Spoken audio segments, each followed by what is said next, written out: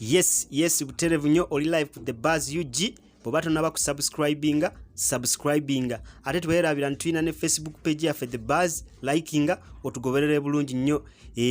Government ebadde mu kaweefube okumyawo abantu baffe abali mu mawanga g'ebweru abali e Qatar, Dubai ne mawanga malala ebweru. Obulwadde bwali bwabakwatirayo mu mbeera gye babalimu nga balajjana nga bagamba embeera mbi bagala kukoma weeka. N'omulenzi Eddie Kenzo naye muyozayoza y'omu ku abo bakomyewo, bawakaddama bakomyewo. Eddie Kenzo naye yakomyewo naye kati ndi tetusobola mulaba kati ali mu quarantine. Tujja mulabako after 14 days tujja kuba tumukuletera wano live tumukutuseeko buli kimu okimanye bulungi nnyo. Naye ate ebigambo badde bitambula nti aba Ministry ya Foreign Affairs bali bribe waliwo abantu abasasula sente ne bagamba musoke mukomyewo abantu baffe first basoke bakome weeka. Naye ate abasajja bavuddeyo ne bagamba nti tetulya bribe wabula ekintu tukikolera mu order. Tulina order bwe tugamba nti leero tugenda kuleeta abali side zeno betuleeta tewali bribe. Naye bwe tunaba tukizudde nti wekiri tujja binoonyerezaako mujja kuba mukimanya bulungi. Nawe bw'oba oyina kyolowooza ku kino osobola commentinga wasaawo tujja kufuna opinion yo. Weebale okubeera ku channel yaffe The Buzz UG,